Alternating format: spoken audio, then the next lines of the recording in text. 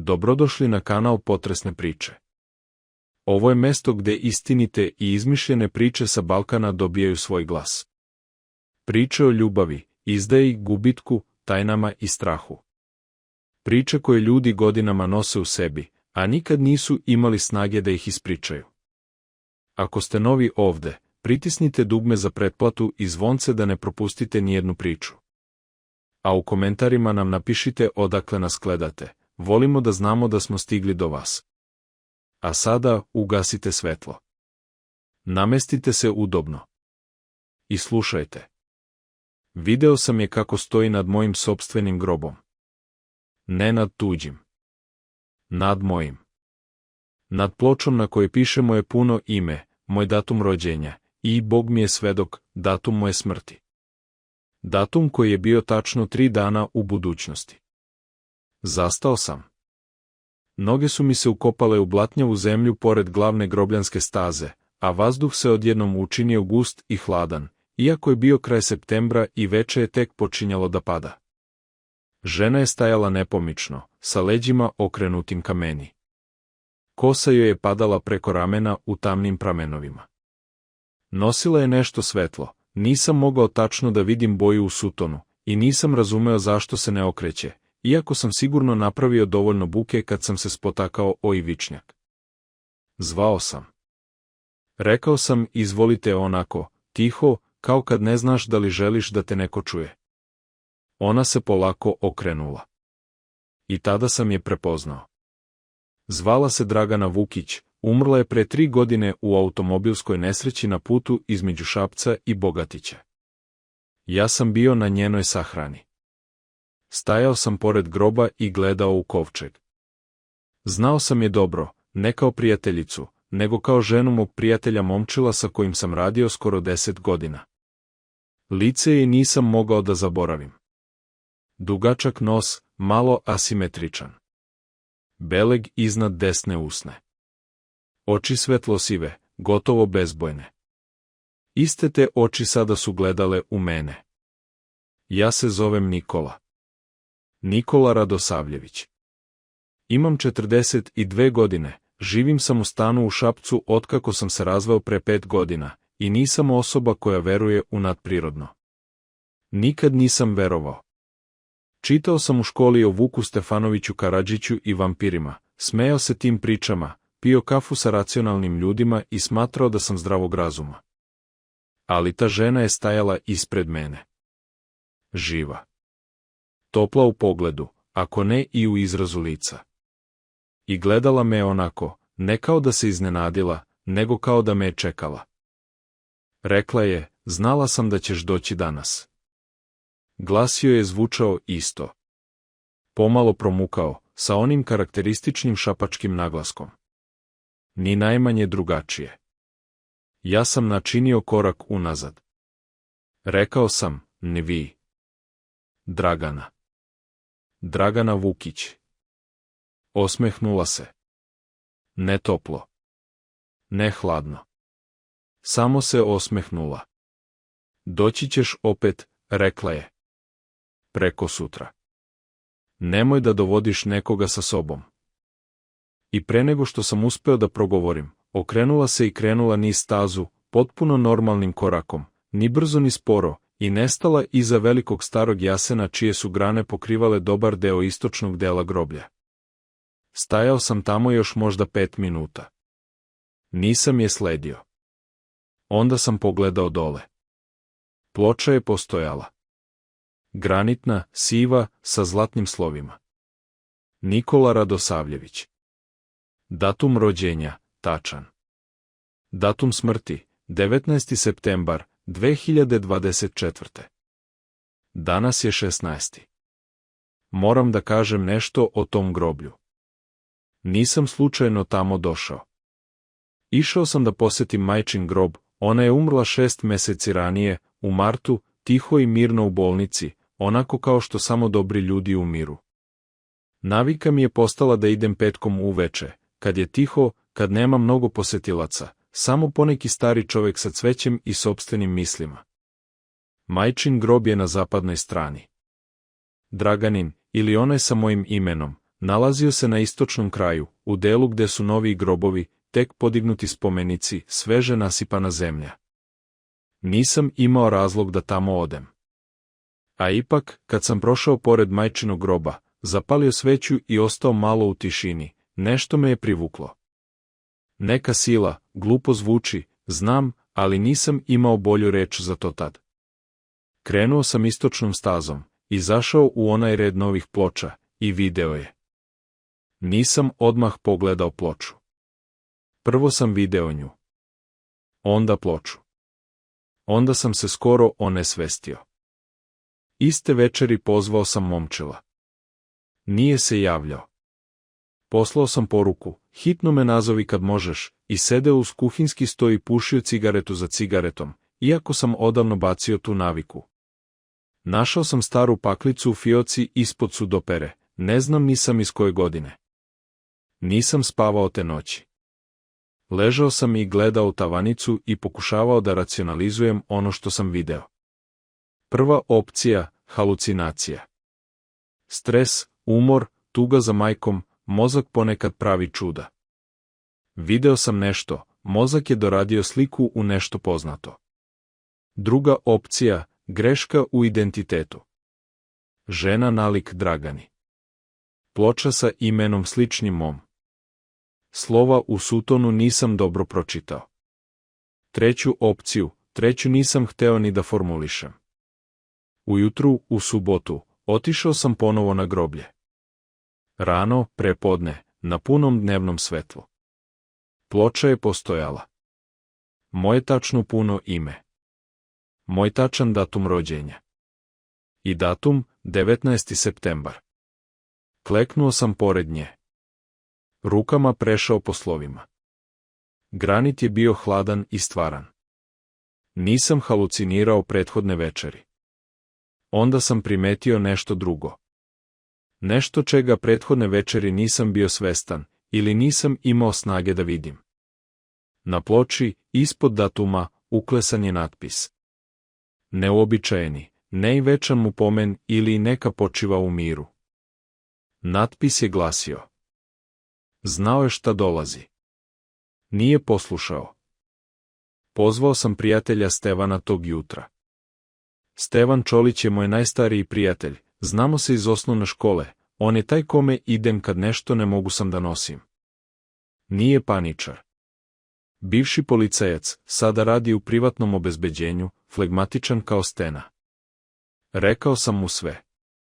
Nije me prekidao. Kad sam završio, ostao je tiho nekoliko sekundi, pa rekao, idemo tamo. Otišli smo zajedno. Stevan je kleknuo, pročitao ploču, pogledao je dugo. Ovo je neko uradio, rekao je.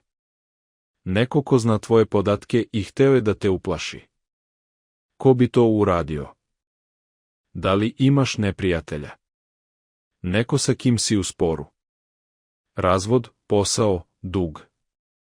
Razmišljao sam. Razvod je prošao bez velikih sukoba. Na poslu imao sam neslaganje sa direktorom Gorom Popovićem prošle godine, ali to je rešeno. Gora Popović, ponovio je Stevan. Onaj debeli s brkovima. Da. Moguće, ali ovo je prilično daleko za poslovnu osvetu. Ustao je i obrisao prašinu s kolena. A žena? Žena koja liči na Draganu. Identična je. Stevan je pogledao duž staze. Dragana Vukić poginula je u udesu. Ja sam tad bio u službi, radili smo uviđaj. Zastao je. Nikola, mozak može da igra trikove. Naročito na groblju, u sumrak, kad smo pod stresom. Znam. Ali ploča je stvarna. Ploča je stvarna. Žena možda nije ista žena. Nisam odgovorio. Znao sam šta sam video.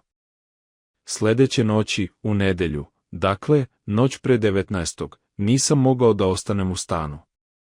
Hodao sam po sobi, pio vodu, gledao u telefon.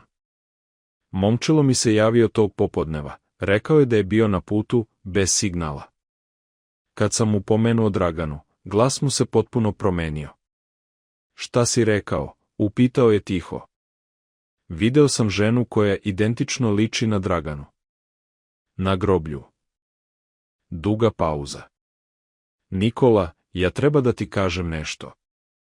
Nešto što nisam pričao nikome. Zastao je.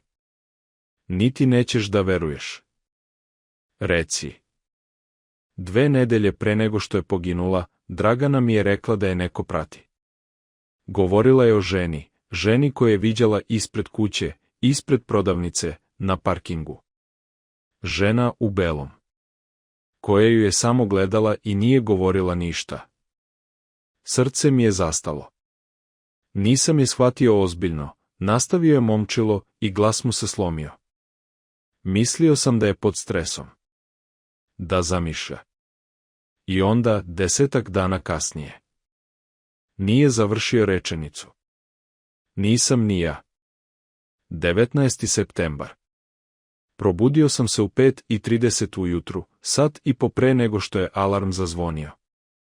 Ležao sam u mraku i slušao zvukove zgrade, cevi, susede, psa u stanu ispod. Normalni zvuci. Život. Rekao sam sebi, danas ću biti naročito oprezan. Neću voziti. Neću biti nepažljiv. Neću dirati opasne stvari. Možda je cela stvar provokacija, možda je nečije maslo, možda je ludilo, ali ja nisam spreman da umrem i nisam spreman da dam nekome tu satisfakciju.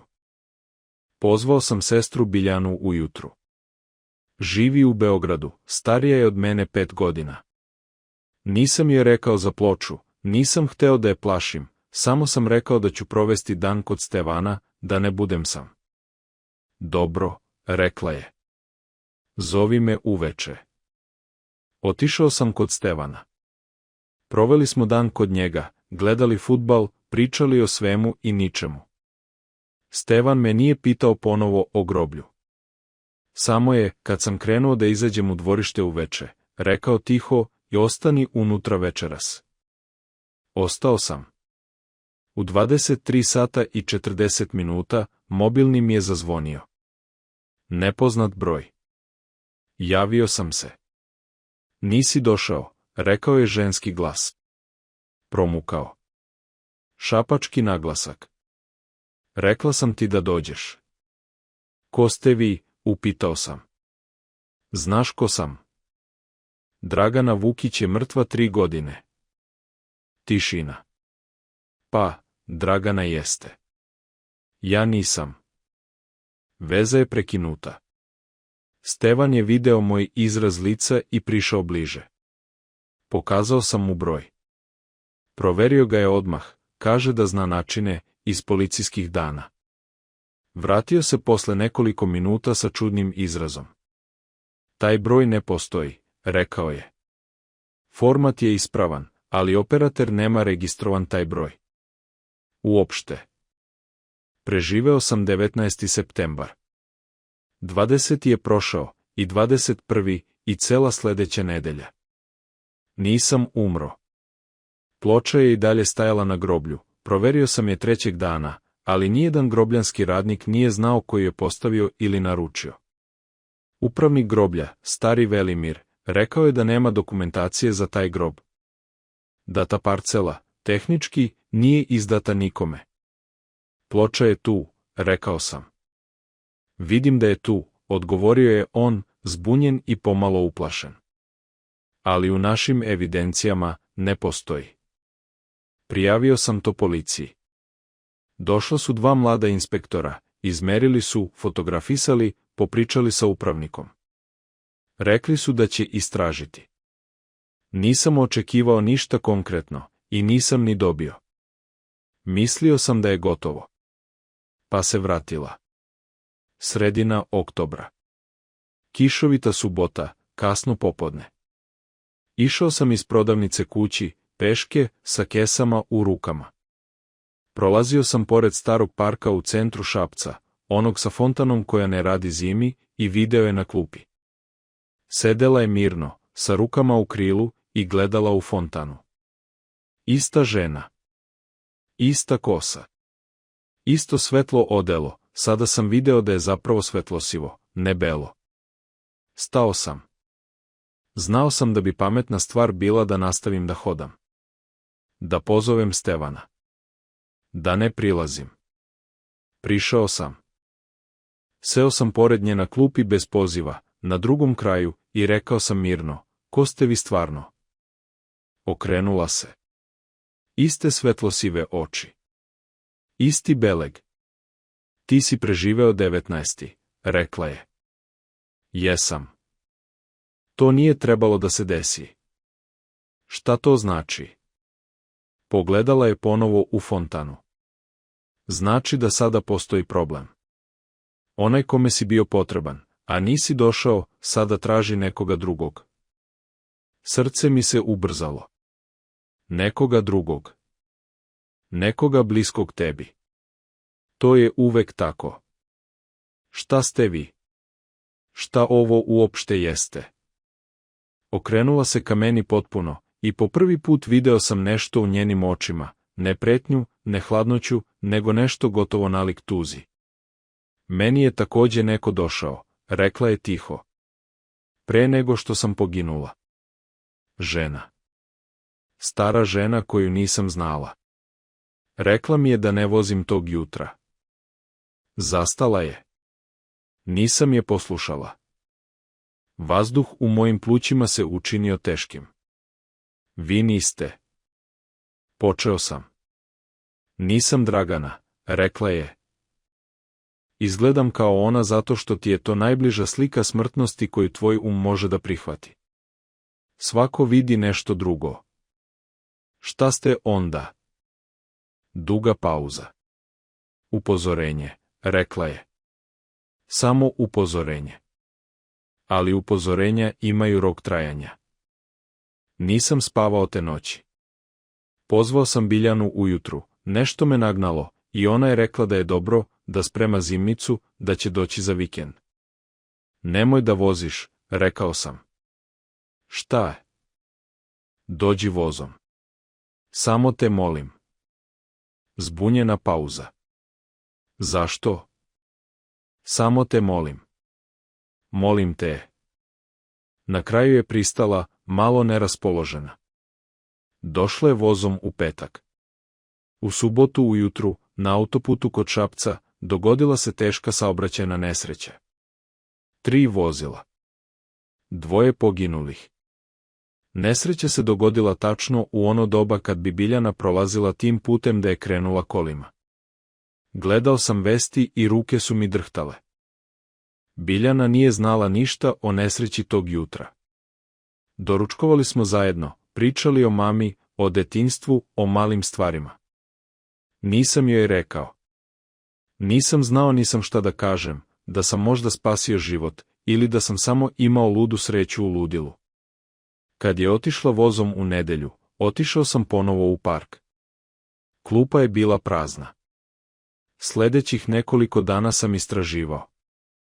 Nisam znao šta tražim, ali sam počeo da rovim po pričama o sličnim iskustvima. Stari forumi, narodna predanja, razgovori sa bakom pre nego što je umrla, baka je pričala o ivilama upozoriteljkama, ženskim bićima koja dolaze pre nesreće, ne da uplaše nego da spreče. Zvala ih je različitim imenima, u zavisnosti od kraja. U nekim krajevima, prethodnice. U drugim samo i one pre. Našao sam u biblioteci staru zbirku iz 1938. godine, zapisi narodnih verovanja iz Mačvanskog kraja. U poglavlju o znamenjima pred smrt pisalo je: neki kazivahu da pred veliku nesreću dolazi žena u belom ili sivom, lica poznatog mrtvaca i opominje živoga. Ako živi posluša, spasen je. Ako ne posluša, nesreća prelazi na najbližeg. Zaustavio sam se na toj rečenici. Ako ne posluša, nesreća prelazi na najbližeg. Nisam došao na groblje. Preživeo sam. Ali nesreća je im prenesena, i samo slučajno, ili nečim drugim, uspeo sam da sklonim Biljanu sa puta. Šta bi se desilo da nisam? Pozvao sam momčila ponovo.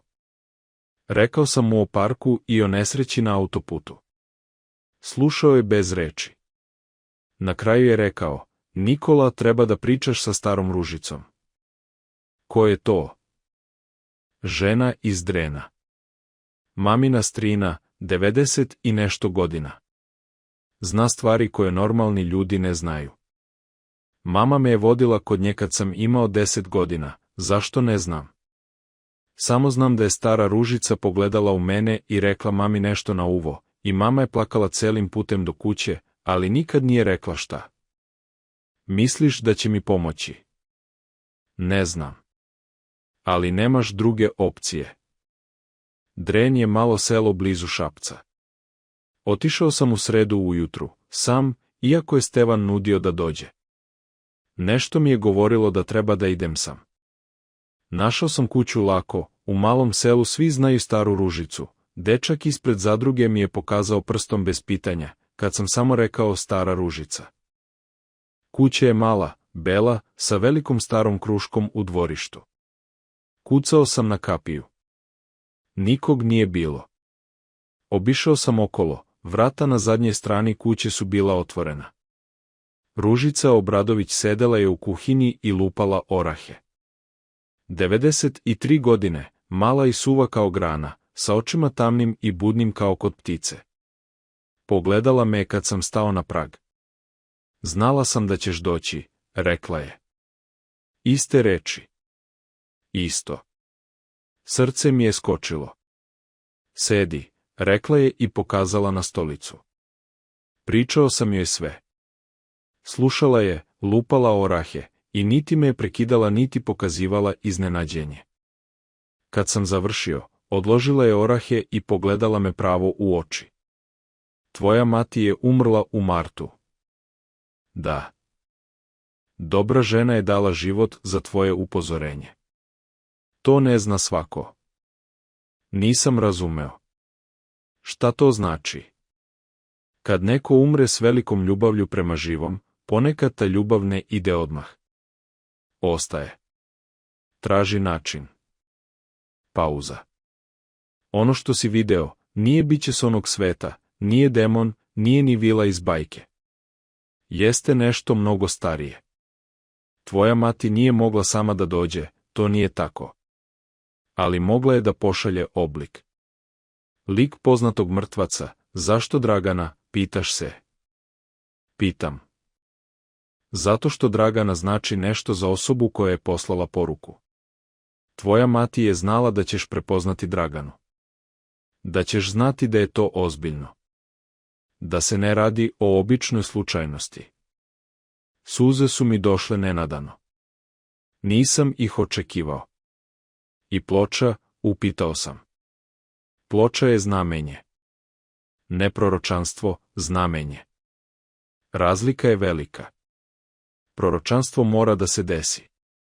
Znamenje može da se izbegne, ako čovjek otvori oči. A žena u parku.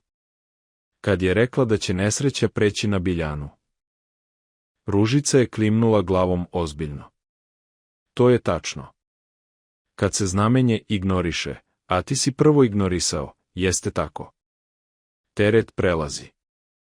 Ali ti si osetio. Pozvao sestru. Spasio je. Pogledala me je pažljivo.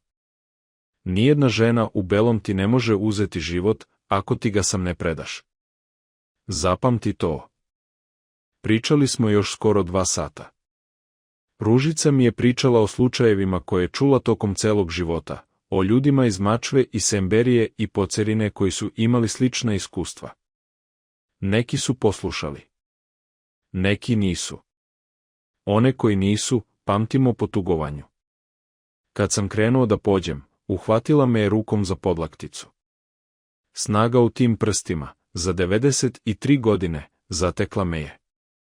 Postoji još nešto, rekla je. Nešto nisam rekla. Sačekao sam. Onaj ko je postavio ploču, nije to uradilo biće. To je uradio živi čovek. Pretrnuo sam. Neko ko zna tvoje datume. Neko ko te želi mrtvog. I neko ko zna dovoljno o starim običajima da iskoristi tvoj strah da te odvede tamo gde bi te čekao. Groblje, preko sutra. Nemoj da dovodiš nekoga sa sobom. Hteli su da dođem sam, rekao sam. Da, rekla je stara Ružica. I vratila se lupanju oraha. Vozio sam nazad u Šabac sporo i pažljivo, sa mislima koje su išle brže nego kola. Ružica je rekla, živi čovek. Neko ko zna moj datum rođenja. Neko ko je imao pristup groblju i dovoljno sredstava ili veza da postavi ploču. Neko ko je znao ko je Dragana Vukić i šta ona znači za mene i Momčila. Taj krug nije veliki. Pozvao sam Stevana iz kola. Treba da porazgovaramo o Gori Popoviću. Tišina s druge strane. Pa, šta se desilo? Ništa novo. Samo, treba neko da zna šta se dešava.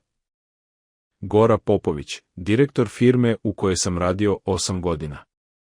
Prošle godine sam ga prijavio inspekciji rada, anonimno, mislio sam, ali nije ostalo anonimno. Saznalo se ko je prijavio. Inspekcija je došla, našla je nepravilnosti, firma je dobila kaznu. Gora je izgubio ugovor sa gradom, veliki, na koji je računao. Okrivio je mene direktno. Na posljednjem razgovoru, pred moj odlazak iz firme, rekao je stvari koje ne treba da se ponavljaju u pristojnom društvu. Uključujući, bolje ti je da paziš gde hodaš. Tada sam to primio kao praznu pretnju. Besan direktor. Sada sam razmišljao drugačije. Stevan je počeo da se raspituje, tiho i sistematično, onako policijski. Imao je prijatelje iz službe, neko je pristao da pomogne neformalno.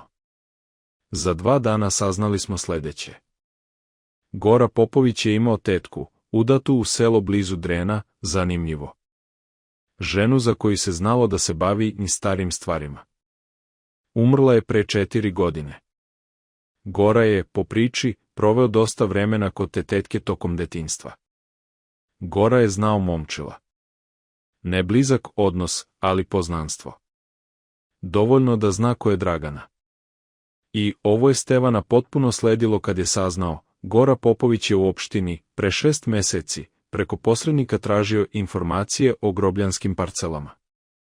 Službenica se setila, zato što je zahtev bio čudan, tražio je parcele u istočnom delu za porodične potrebe. Nema porodičnih grobova tamo. Svi znaju to. Otišli smo kod Gore zajedno, ja i Stevan.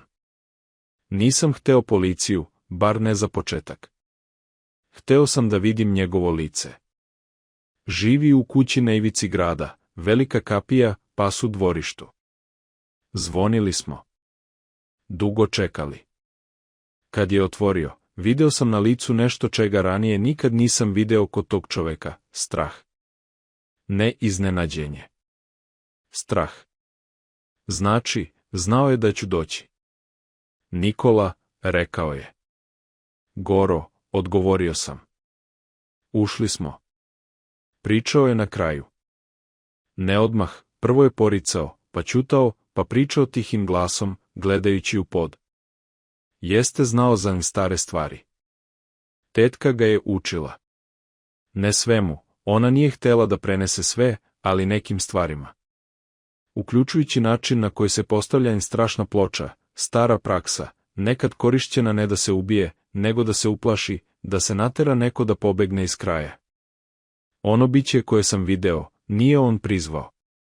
To je došlo samo, privučeno pločom i strahom, to je rekao. Nisam hteo da te ubijem, rekao je. Samo sam hteo da ti pokažem da mogu. Da odustaneš od svega.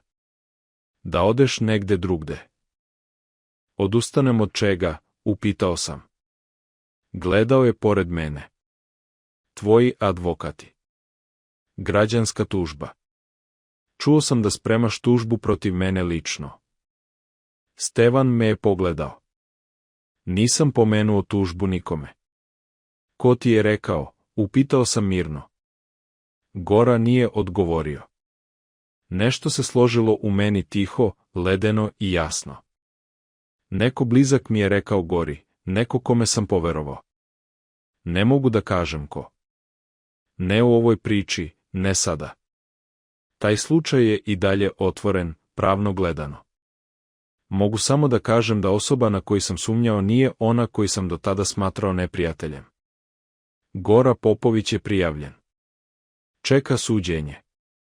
Postavlja se pitanje da li je to zakonski prekršaj. Postaviti ploču na tuđe ime, u pravnom smislu jeste, u kombinaciji sa pretnjama. Videćemo. Ploča je uklonjena s groblja u novembru. Upravnik Velimir mi je to lično javio. Otišao sam da vidim. Parcela je ostala samo gola zemlja. Nema ploče, nema kamena, nema ničeg. Samo zemlja i žuta trava. Stajao sam tamo dugo. Nisam plakao. Nisam se molio. Samo sam stajao. Pa sam otišao do majčinog groba. Zapalio sveću. Seo na malo klupče pored spomenika. Hvala ti, rekao sam tiho. Vetar je prošao kroz grobljanske jasenove. Lišće šuštalo, samo malo, samo trenutak, a potom opet tišina. Nisam video ženu u svetlosivom posle toga. Ni u parku, ni na groblju, ni na ulici. Nigde. Ponekad, noću kad ne mogu da spavam, mislim na rečenicu stare Ružice: nijedna žena u belom ti ne može uzeti život ako ti ga sam ne predaš. I mislim na majku. Na to da ljubav, prava ljubav, možda ne staje kad stane srce. Možda ide dalje na način za koji nemamo reči, samo stari zapisi u zaboravljenim knjigama i priče baka u malim kuhinjama. Ne znam šta je istina. Ne znam šta sam video. Znam samo ovo: Biljana je živa. Ja sam živ. I na majčin grob sada idem svake nedelje, ne samo petkom. I svaki put, kad upalim sveću, kažem hvala.